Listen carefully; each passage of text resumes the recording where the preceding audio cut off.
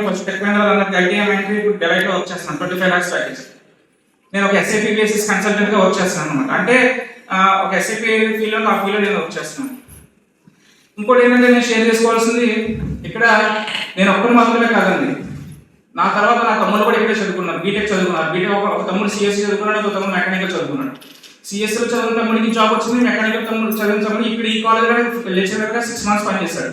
ఆ తర్వాత ఎప్పుడైతే గవర్నమెంట్ జాబ్స్ పట్టాయో ఇద్దరు కూడా గవర్నమెంట్ జాబ్స్ కొట్టారు. ఇప్పుడు ఇద్దరు కూడా గవర్నమెంట్ జాబ్స్ సెటిల్ అయ్యారు. ఇక్కడితో అయిపోలేదు, ఇంకా ఉంది నా ఫ్యామిలీ. నేను ఇక్కడ ఫుల్గా నా ఫ్యామిలీ మొత్తం కూడా ఇప్పుడు చిన్న ఎగ్జాంపుల్ చెప్తాను. పోకిరి సినిమాలో హీరో హీరోయిన్ మధ్యలో ఒక సీన్ ఉంటుంది, ఏంటి ఫ్యామిలీ మొత్తం ఉప్మాటికి బతికేస్తున్నారు అంటారు కదా. అలాగే మా ఫ్యామిలీ మొత్తం కూడా అయిపోయినాం అనమాట. ఎందుకంటే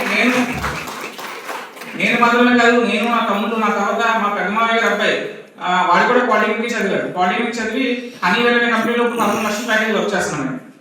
ఆ తర్వాత అప్పుడు మా చిన్నమ్మ గారి పెద్ద అబ్బాయి ఫైనల్ ఇయర్ చదువుతాడు. చిన్నమ్మ గారి రెండో అబ్బాయి ఇప్పుడు ఈ రోజు జాయిన్ చేయడానికి తీసుకొచ్చాను. మా ఫ్యామిలీ మొత్తం కూడా అయిపోయాకే రుణపడి ఉంటాం అనమాట. తప్పకుండా ఇంతమంది నా ద్వారా నా ఫ్యామిలీ చూపించారు.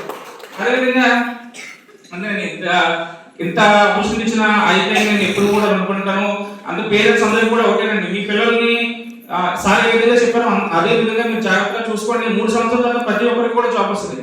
అంటే